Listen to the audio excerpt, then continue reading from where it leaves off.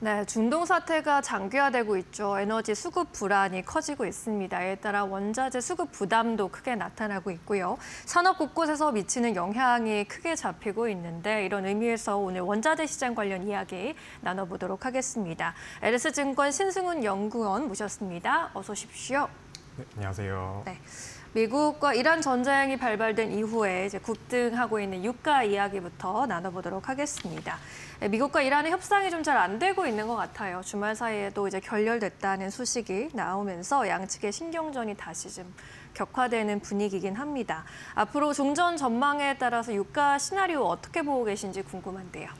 지금 저희가 바라보고 있는 건 이제 수급 기반의 유가 페어밸류를 봤을 때 이제 WTI 기준으로 한 80불 정도로 이제 보고 있고요. 네. 이제 이후에 시장에서 좀 기대하고 있는 그런 종전에 대한 가능성이나 아니면 뭐 이런 것들을 가중 평균해서 계산하면 한 배럴당 10에서 20불 정도가 좀 프리미엄으로 반영되고 있다라고 봐주시면 될 것 같습니다. 그래서 이제 종전이 되더라도 이제 결국에는 원유 자체가 이제 수급에 기반한 자산군이기 때문에 이제 호르무즈 봉쇄로 인해서 글로벌 재고가 크게 감소를 했고 또 생산 시설 재가동에 좀 일정 부분 기간이 소요되는 점을 감안을 하면 이제 종전이 되더라도 가파른 낙폭을 좀 보이기는 어려울 것으로 예상을 하고 있고요. 지금 베이스 시나리오는 저희가 4월 말에 이제 종전을 이제 이루어질 것으로 보고 있는데 이제 완전한 종전이 이루어질 경우에는 좀 유가가 단기 수급을 좀 반영을 하면서 한 85%에서 90% 정도까지 이제 급락할 것으로 예상을 하고 있습니다. 이후에 좀 운송 차질이나 이제 회복이나 이제 재고 감소분 회복을 좀 감안했을 때 한 최소 3개월 이후까지는 이제 시스템 정상화가 좀 필요할 것으로 보고 있고요. 이후에 한 3에서 6개월 정도 이후에는 이제 유가가 한 70불대로 이제 점진적으로 좀 하락할 것으로 이제 판단을 하고 있습니다. 만약 6월 이후에도 종전이 좀 이루어지지 않고 이제 뭐 호르무즈 봉쇄가 좀 지속된다고 하고 하면은 이제 한 배럴당 한 150에서 한 190불 정도까지 이제 급등을 할 수 있는데 다만 극단적인 시나리오로 간다고 하면은 이제 유가가 결국에는 수요 파괴를 나타내면서 이제 그 이상으로 상승세가 나타나지 않을 가능성이 크다고 이제 봐주시면 될 것 같습니다. 그러니까 4월 말에 종전이 이뤄진다라는 베이스 시나리오대로 본다라면은 지금 80에서 90달러까지 급락할 것으로 보고 계시는 거고 종전이 이뤄지지 않고 계속해서 이러한 대치 상태가 이어진다라고 하면 190달러까지도 급등할 수 있다라는 의견이십니다. 지금 WTI의 경우에는 100달러 선 위로 다시 올라와 있는 상황인데 이렇게 계속해서 종전이 이뤄지지 않고 양측의 대치가 이어지게 된다면 190달러 이상까지 올라가지 않는다라고 보신 이유는 뭔가요? 계속해서 뭐 이게 봉쇄가 계속해서 된다고 하면은 수급 차질 때문에 결국엔 유가가 좀 올라갈 거고요. 근데 그 이상으로 가게 된다면 결국엔 이제 수요 측에서의 파괴가 일어나기 때문에 이제 그 고유가를 수요 측에서 감당을 하지 못하게 되고 그런 부분들이 유가를 더 이상 올릴 그런 촉매가 되기는 좀 어렵지 않나라고 이제 판단을 하고 있습니다. 그러니까 가장 많이 올라가는 것이 190달러까지 네, 볼 수 있다라는 의견입니다. 거기까지는 또 안 가는 게 가장 좋을 거고요. 그렇게 유가에 대한 이야기 해주셨는데 유가가 오르다 보면은 아무래도 우리 산업 전반에 미치는 영향이 가장 크기 때문에 산업 전반에서 가장 주시하고 있는 부분이기도 합니다. 그런데 또 에너지뿐만 아니라 구리와 알루미늄 그리고 산업용 금속 가격 상승세도 굉장히 무섭잖아요. 지금 특히 AI 데이터 센터 등의 인프라 수요가 폭증하는 시점에 이 전쟁이 발발했기 때문에 이 또한 영향이 굉장히 큰 상황인데 이번 전쟁이 글로벌 공급망에 어떠한 구조적 변화를 가져올까 많은 분들이 좀 우려를 하고 계시고 구리 그리고 알루미늄 등의 가격 전망은 어떻게 보고 계신지도 궁금한데요. 일단 호르무즈가 봉쇄를 하면서 이제 알루미늄 가격이 크게 오른 이유는 결국에는 이제 알루미늄이 이제 에너지 집약의 원자재이기 때문이고요. 이제 생산 원가에서 알루미늄의 생산 원가에서 한 에너지 비중이 한 40% 정도를 차지합니다. 그 중에서 이제 유가가 급등을 하면서 결국에는 생산에 차질이 생긴 점이 결국 이 가격의 급등 요인으로 봐주시면 될 것 같은데. 네. 지금 전 세계 알루미늄 생산에서 중동이 차지하는 비중이 한 9.2% 정도 되고요.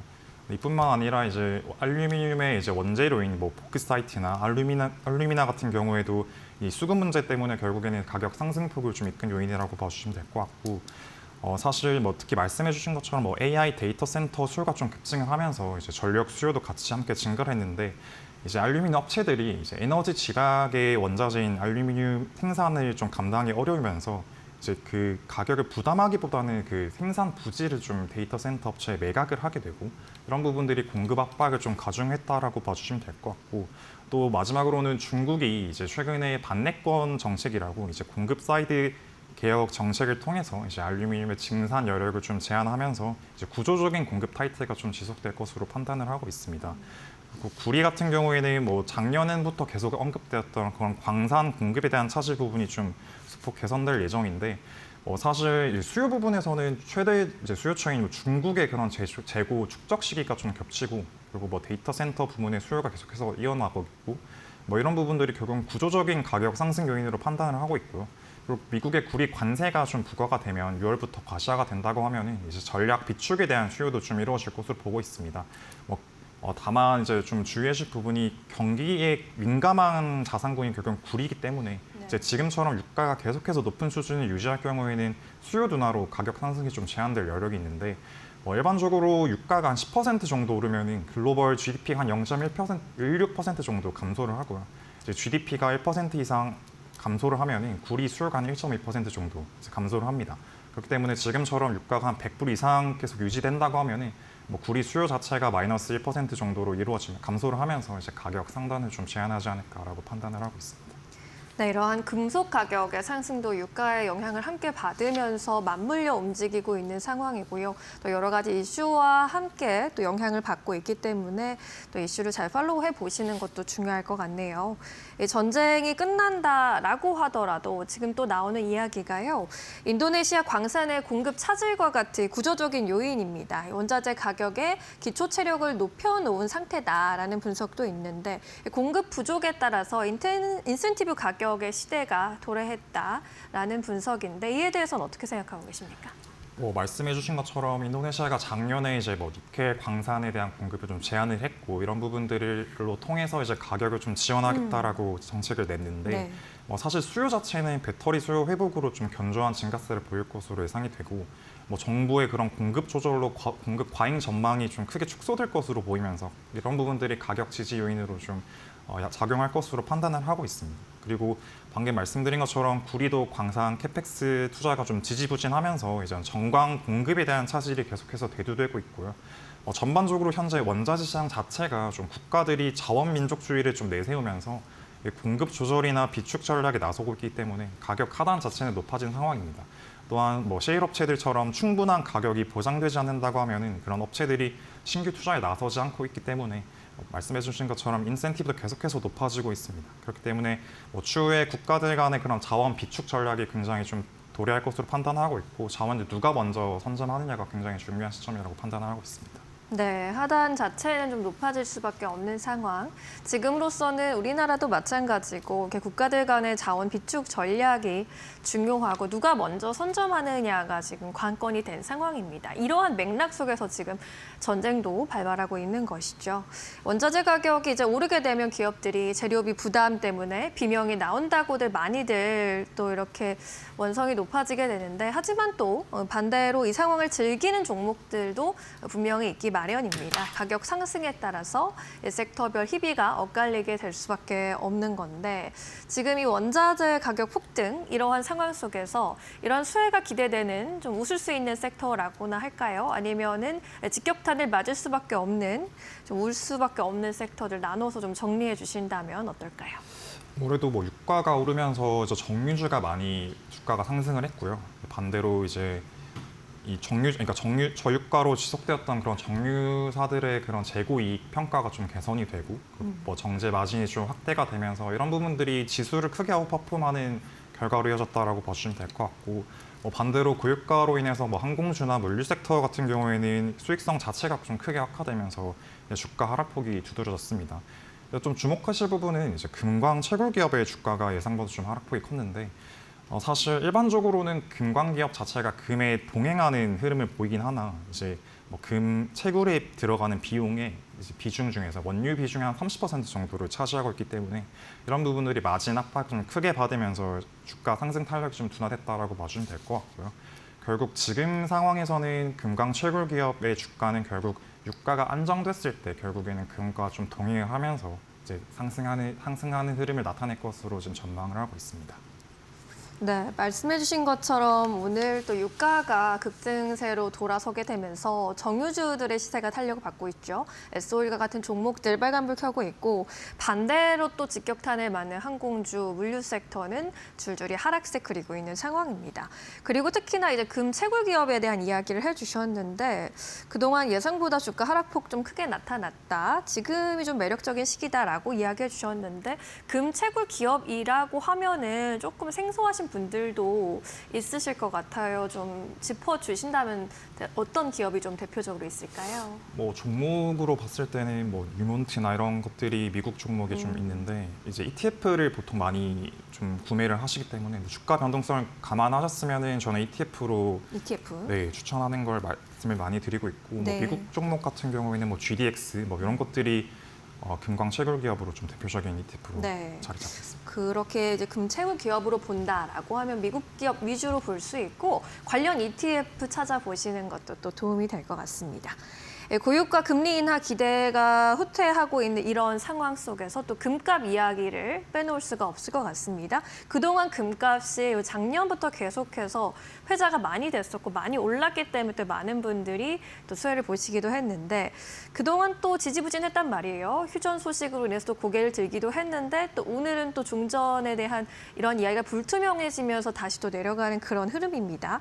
중국의 인민은행이 금을 대거로 매입했다라는 소식이 또 들려오기도 했는데 금값은 지금 어떻게 보세요? 포트폴리오에 좀 금을 지금 담아도 되는 시점이라고 보시는 건지?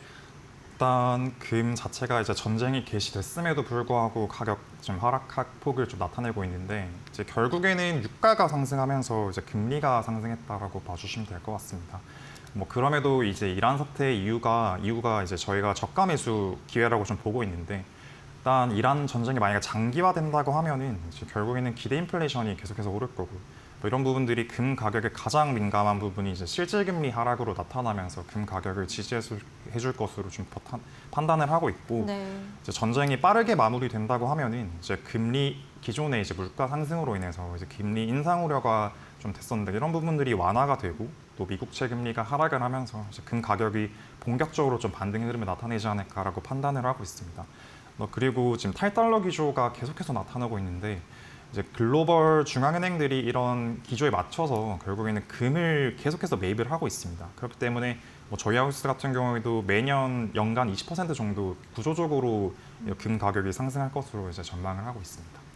이런 전쟁 여부와 상관없이도 계속해서 오를 수 있는 안전자산으로 금을 계속해서 보고 계신 것 같습니다. 저가 매수 기회다라는 의견도 주셨는데 금 가격에 또 더해서 은 가격 전망도 함께 긍정적으로 보고 계실까요? 아무래도 은이 예전만큼의 그런 안전자산의 성질을 가지고 있다라고 좀 보기 힘들어요. 네. 최근에 아무래도 변동성 자체가 굉장히 좀 크기 때문에 저희는 개인적으로는 금에 대한 매수가 더 매력적이지 않을까라고 보고 있습니다. 네, 알겠습니다. 실버보다는 골드. 원자재 투자가 낯선 초보자분들이 많으십니다. 뭐 금, 은도 좀 생소롭게 느끼시는 분들도 많고요. 이것만큼은 절대 하지 마라라던가 뭐 주의 상황이라던가 지금 전쟁 상황에 있기 때문에 이러한 상황 속에서 안전하게 원자재 자산을 배분할 수 있는 원칙을 좀 짚어주신다면 어떨까요? 뭐 일반적으로 이제 일반 투자자분들이 원자재, 그러니까 실물 원자재에 투자하는 것 자체가 굉장히 좀 리스크가 크기 때문에 비중을 크게 가져가는 건 좀 비추천드리고요. 추천.